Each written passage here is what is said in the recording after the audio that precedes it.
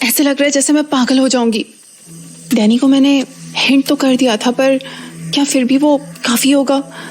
मुझे किसी न किसी तरह डैनी के सामने उस चूहे मारने वाले का सच लाना ही होगा, क्योंकि अगर ऐसे नहीं हुआ तो वो फिर से आंटी के पास पहुंच जाएगा और फिर जाने वो क्या करे। पर डैनी उसे पहचानेगा भी कैसे? वो तो जानता ही नहीं है कि वो चूहे मारने वाला आखिर दिखता कैसे है। उसे तो बस मैंने देखा है। फिर क्या करूं? मैं खुद ही उसे ढूंढने चली जाऊं क्या? क्या पता मैं उससे बात करके उसे समझा पाऊं, या फिर क्या पता। नहीं, ये सही नहीं होगा। पर सब कुछ जानते हुए ऐसे खाली बैठे रहने का भी तो कोई मतलब नहीं है। डैनी मेरी जगह होता तो वो कुछ कोशिशें तो जरूर करता। नहीं, मैं ऐसे खाली बैठी नहीं रह सकती। मुझे खुद ही कुछ तो करना होगा। पर मैं करूंगी क्या? कहाँ ढूंढने जाऊं उसे? एक मिनट, डैनी घर के पीछे ही झाड़ियों में किसी को ढूंढने गया था ना एक बार।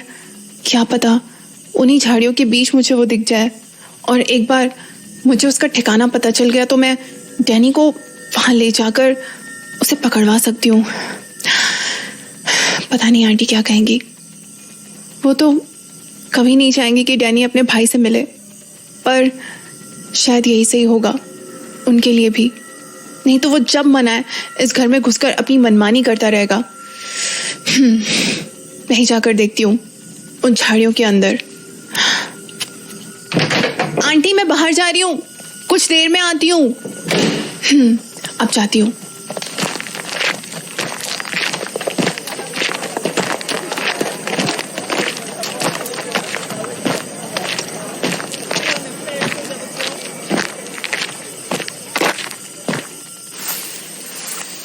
ओह गॉड, ये तो इतनी घनी झाड़ियां हैं कि इनके बीच अगर कोई बैठा भी रहेगा तो मुझे पता नहीं चलेगा।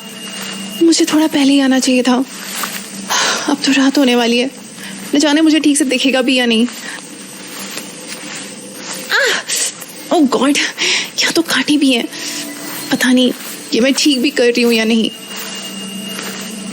अरे, अब तो झाड़ियाँ कम होने लगी हैं।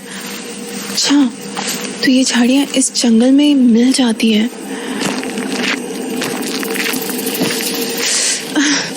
ये जंगल कितना घना है और इतना डरावना भी कि शुक्र है आज चांद पूरा है आसमान में, वरना रात में मुझे कुछ दिखता भी कैसे। पर अब मैं जाऊँ किस डायरेक्शन में? हर तरफ तो सब कुछ एक जैसा ही दिख रहा है। अरे यार, अब तो मुझे ये भी नहीं समझ में आ रहा है कि मैं यहाँ आई किस तरफ से थी। रूबी, ये तूने गलत पंगा ले लिया। अब इतनी रात में कैसे घर लौटेगी? ये तो भेड़िए की आवाज थी। ओह गॉड, यहाँ भेड़िए भी हैं। मुझे कुछ भी करके, ओह माय गॉड, ये क्या था कि मेरे पैर पे चढ़ के गया? मुझे जल्दी से यहाँ से निकलना होगा, वरना जानवर बाद में खाएंगे मुझे। मैं डर से पहले मार जाऊंगी। अरे, ये आवाज कैसी थी? कहीं कोई जानवर तो नहीं है? जाके देखूं क्या, कहीं ये वही चूहे मारने वाला तो नहीं है? क्या पता मुझे देखकर छुप गया होगा। अरे हट, ये भी मैं क्या बोल रही हूँ? वो मुझे देख के क्यों छुपेगा? मैं कोई डैनी थोड़ी हूँ जो। एक काम करती हूँ, सीधे घर जाती हूँ। इस चक्कर में रही तो रात भर जंगल में भटकती रह जाऊंगी। पर अब मैं जाऊँ किस तरफ? हाँ, ये रास्ता ठीक लगता है, घास कम है यहाँ। शायद लोग इस रास्ते से आते जाते होंगे। इसी रास्ते से जाती हूँ। मैं भी क्या स्टूपिड थी, जाने क्या सोचकर इस जंगल में चली आई। जो 22 साल से छुप रहा है वो इतनी आसानी से मुझे एक रात में थोड़ी ना मिल जाएगा। मैं शायद कुछ ज्यादा ही एक्साइटेड हो गई थी। कोई बात नहीं, कभी ना कभी तो। ओह गॉड, ये चूहा यहाँ कहाँ से आ गया? पहले मेरे पैर के ऊपर चढ़ के यही गया था क्या? अरे, क्या चूहों का बिल था क्या? 5-6 चूहे एक साथ आवाज कर रहे हैं।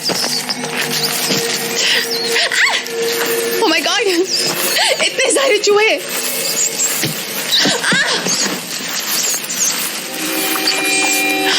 कौन है? कौन है तुम? वही जिसे तुम ढूंढने आए थे। तुम? चिंता मत करो, ये चूहे तुम्हें कुछ नहीं करेंगे जब तक मैं इन्हें नहीं बोलूंगा तब तक। पर अगर एक बार मैंने इन्हें इजाजत दे दी तो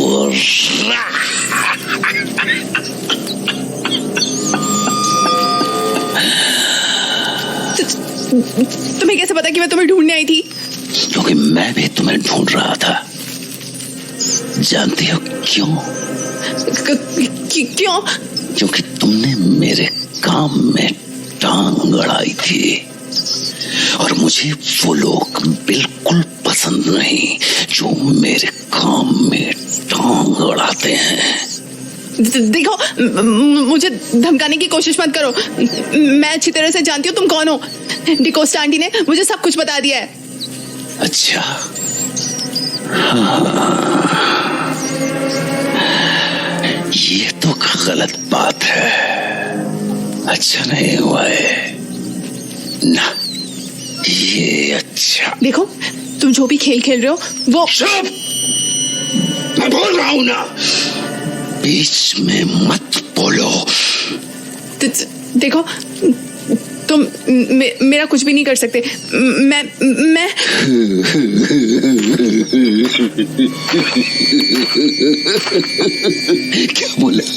क्या बोला तुमने?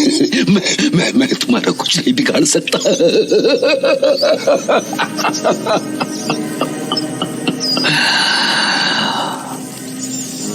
तुम मुझे कमजोर समझती हो, डरपोक समझती हो मुझे।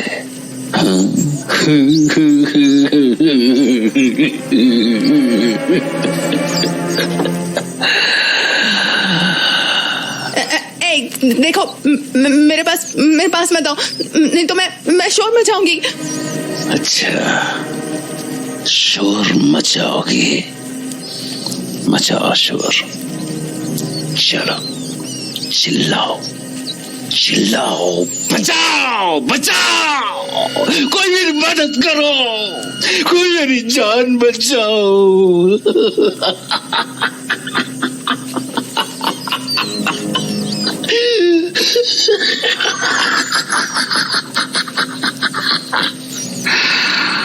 मेरे सामने दोबारा मत बोलना कि मैं तुम्हारा कुछ नहीं बिगाड़ सकता, क्योंकि अगर मैं चाहूं तो चुटकियों में तुम्हारी जान ले सकता हूं, समझे तुम? जैसे इस चूहे की लेने वाला हूं। ये देखो, इसकी गर्दन पकड़कर बस एक झटका दूंगा,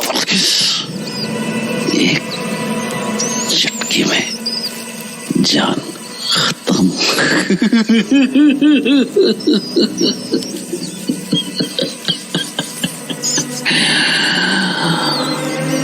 बिल्कुल ऐसे। देखो से मर गया ना बेचारा।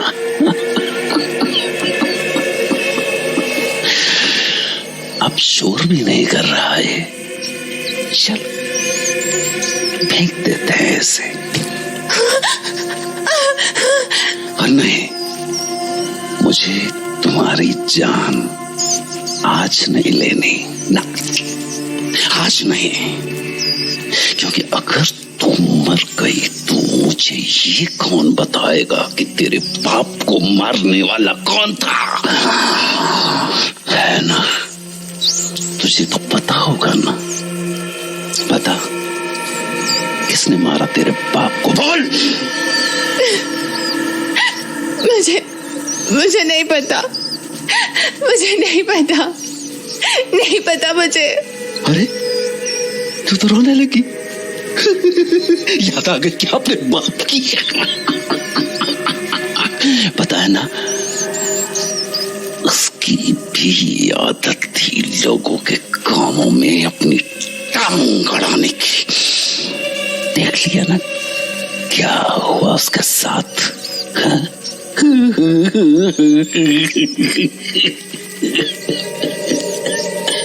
क्या हुआ उसके साथ? प्लीज मेरे पापा के बारे में ऐसे मत कहो। नहीं तो क्या करोगी तुम? मारोगी मुझे? मारोगी मुझे? हाँ, मारोगी मुझे? मारोगी मुझे?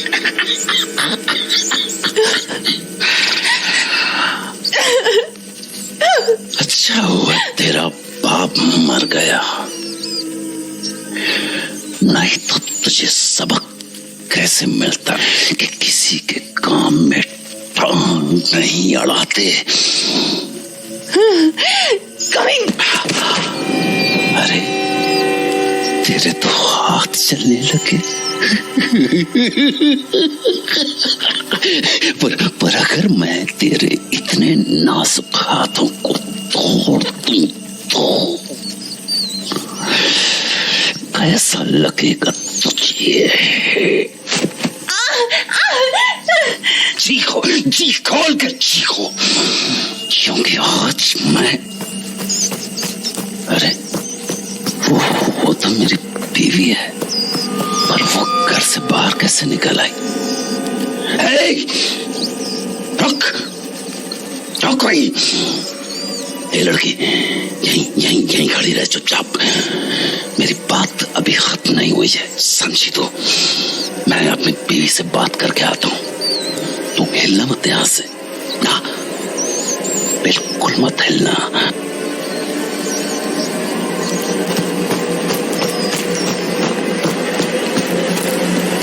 रुक। साइरस, तू कहाँ जा रही थी? किससे पूछ के घर से बाहर निकली थी? बोल, किससे पूछ के बाहर निकली थी तू? बोल। साइरस, वो मैं तुम्हारे लिए कुछ लाने गई थी। चुप, एक शब्द नहीं। तुझे तो मैं बाद में बताता हूँ, पहले उस लड़की से हिसाब किताब बराबर कर लूं। कहाँ गई? अरे कहाँ चली गई वो? अभी तो यहीं थी साली, भाग गई। तो चल, तू घर चल, तुझे तो मैं बताता हूँ। पर साइरस। चल साली, चुपचाप घर चल।